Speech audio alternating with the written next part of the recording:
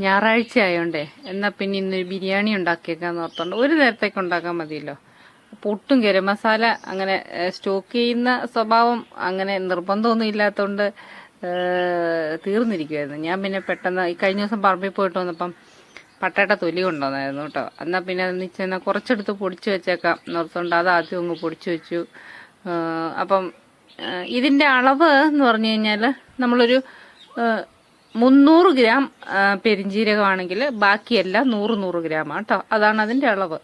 അപ്പം അത് പതിയെ ചൂടാക്കുമ്പോൾ ഇതിൻ്റെ അകത്തെ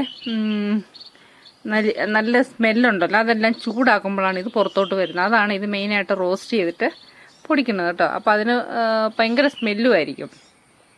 പിന്നെ ആദ്യം തന്നെ ഞാൻ ഇച്ചിരി കുറച്ച് നെയ്യ് വെളിച്ചെണ്ണയ്ക്കകത്ത് രണ്ടും കൂടെ മിക്സ് ചെയ്തിട്ട് ഉള്ളിയും നമ്മുടെ കശുവണ്ടിയും കറിവേപ്പിലയും വറ്റൽമുളകും പിന്നെ കിസ്മിസും എല്ലാം കൂടെ വറുത്ത് കോരി കേട്ടോ. അപ്പോൾ പിന്നെ ആ എണ്ണയ്ക്കകത്തോട്ട് നമുക്ക് ബാക്കി ബീഫ് കറി വെക്കാമല്ലോ.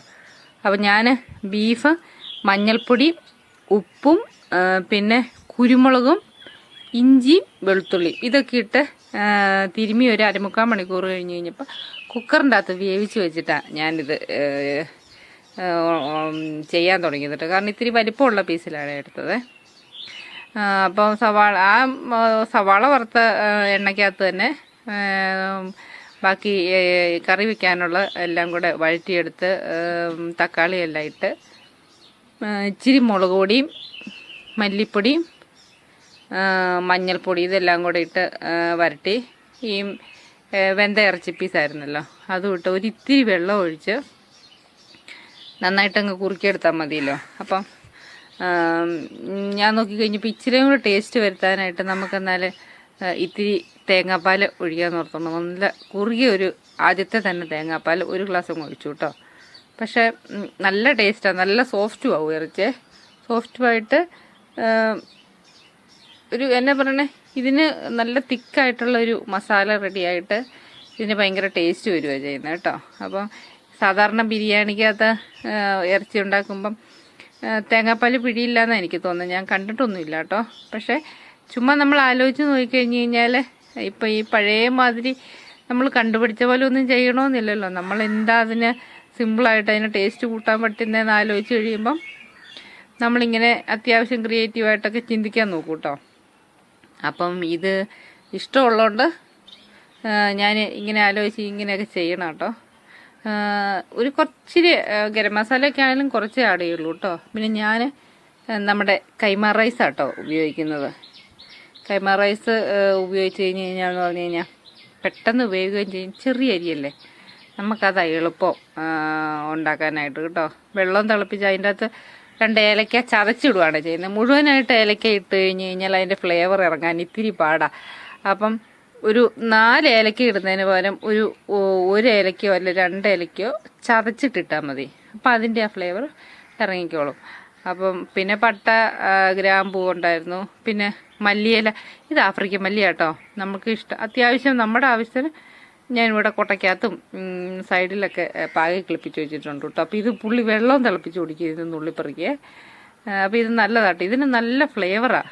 ഇതൊരു കുഞ്ഞു തണ്ട് ഒരു ഉണങ്ങിപ്പോറായതാണേലും വേണ്ടില്ല, ഒരു വേര് കൊണ്ടുവന്ന് നട്ട് കഴിഞ്ഞാൽ ഇത് കിളുത്തോളും. എന്നാൽ പിന്നെ അരിയും വെന്ത് കഴിഞ്ഞപ്പം എന്നാൽ പിന്നെ ദമ്മിട്ടേക്കാം. ദമ്മിടുക എന്ന് പറഞ്ഞു കഴിഞ്ഞാൽ ഞാൻ മോമോസ് ഉണ്ടാക്കാനായിട്ട് നമുക്ക് ചതുരത്തിലൊരു കൊട്ടയാണ് മേടിക്കാൻ പുള്ളിയോട് പറഞ്ഞത്. പുള്ളി പറഞ്ഞു ചതുരക്കൊട്ട കിട്ടിയില്ല, കൊട്ടയുണ്ട് പക്ഷെ അത് വലുതായിരുന്നു, ആ റൗണ്ടിലുള്ളത് കൊണ്ടുവരാമെന്നും പറഞ്ഞുകൊണ്ട് ഒരു പീക്കിരി കൊട്ടയും ഇച്ചിരി ഒരു 2 ബിരിയാണി കൊള്ളുന്ന സൈസ് ഇപ്പം ഞാൻ എടുത്തേക്കുന്ന സൈസ് ഒരു കൊട്ടയും മേടിച്ചുകൊണ്ട് വന്നു കേട്ടോ. അപ്പം ഞാൻ നോക്കിയപ്പം ഈ ദമ്മിടാനായിട്ട് ഈ കിഴി പൊറോട്ട അല്ലെങ്കിൽ കിഴി ബിരിയാണി എന്നൊക്കെ പറയുന്ന പോലെ ഇതാവുമ്പോൾ നമ്മൾ ഇലയിട്ട് ഇതിൻ്റെ അകത്തോട്ട് വെച്ച് കഴിഞ്ഞ് കഴിഞ്ഞാൽ ഇതിൻ്റെ ചുറ്റൂന്ന് ഈ സ്റ്റീം കയറുമല്ലോ. അപ്പോൾ ഭയങ്കര ഫ്ലേവർ ആയിരിക്കും. ഒന്ന് ചുമ്മാ ആലോചിച്ച് നോക്കിയപ്പം ചെയ്യാമെന്ന് ഓർത്തുകൊണ്ട് അങ്ങനെ ഓർത്തുകൊണ്ട് ചെയ്താട്ടോ. ശരിക്കും അത് ഓക്കെ ആയിരുന്നു കേട്ടോ. കാരണം ഈ കൊട്ട ഞാൻ കൊണ്ടുവന്നപ്പോഴേ നന്നായിട്ട് വാഷ് ചെയ്ത് 2 കൊട്ട ഉണക്കി എടുത്ത് വെച്ചേക്കുമായിരുന്നു കേട്ടോ, വേറെ ഒന്നും ചെയ്യാണ്ട്. കഴിഞ്ഞ ദിവസം ബണ്ണുണ്ടാക്കി ഇപ്പം ഇതിൻ്റെ അകത്ത് എടുത്ത് ആറാനായിട്ട് വെച്ചു. അത് കഴിഞ്ഞ് പിന്നെ എടുത്ത് സൂക്ഷിച്ച് വെച്ചേക്കുമായിരുന്നു. അപ്പം കറി ബീഫ് നന്നായിട്ടങ്ങ് പറ്റിച്ചെടുത്തു. അപ്പോൾ ഇതിന് നല്ല ടേസ്റ്റുമായിരുന്നു കേട്ടോ. ഇച്ചിരി വലിപ്പത്തിലുള്ള പീസും അല്ലായിരുന്നു. എന്നിട്ട് പിന്നെ സ്റ്റീം ചെയ്തു ഇത്. അപ്പം മേളിലും ഞാൻ വാഴയിലിട്ടു, താഴെ വാഴയിലിട്ടു. അന്നേരം പ്രത്യേകിച്ച് ഞാൻ നെയ്യ് ഒഴിച്ചില്ല കേട്ടോ. കാരണം ഈ ഉള്ളി വറുത്ത എണ്ണയ്ക്കകത്ത് ഞാൻ അല്പം നെയ്യ് ആഡ് ചെയ്തായിരുന്നു. അന്നേരം അതാണല്ലോ കറിക്ക് ഉപയോഗിച്ചത്. പിന്നെ ഒത്തിരി നമ്മളിങ്ങനെ ഉപയോഗിച്ചിട്ടും കാര്യമില്ലല്ലോ. അതുകൊണ്ട് ഇത് സ്റ്റീം ചെയ്ത് ഒരു 6-7 മിനിറ്റ് സിമ്മിലിട്ട് സ്റ്റീം ചെയ്തു കേട്ടോ. അപ്പോൾ ഇത് പൊക്കി കഴിഞ്ഞപ്പോൾ ഇതിന് നല്ല ഇലയുടെയും മല്ലിയിലയ്ക്കെന്ന് പറഞ്ഞാൽ ഈ മല്ലിയിലയ്ക്ക് ഭയങ്കര ഫ്ലേവറാട്ടോ. അപ്പോൾ ഈ മല്ലിയിലയുടെ എല്ലാം കൂടെ മണം ശരിക്കും പറഞ്ഞു കഴിഞ്ഞാൽ ഉണ്ടല്ലോ ഭയങ്കര ടേസ്റ്റായിരുന്നു. ഞാൻ തുള്ളി കളിക്കാൻ തോന്നുന്നവരായിരുന്നു കേട്ടോ കഴിച്ചു കഴിഞ്ഞ് കഴിഞ്ഞപ്പോൾ. അപ്പോൾ എല്ലാം ആദ്യം തന്നെ സർലാസ് നാരങ്ങ ഒഴിച്ചെടുക്കുക ചെയ്ത് കേട്ടോ. സർലാസും ഉണ്ടാക്കി, അച്ചാറും പപ്പടമൊക്കെ ഉണ്ടായിരുന്നു. നല്ല അടിപൊളി ടേസ്റ്റും.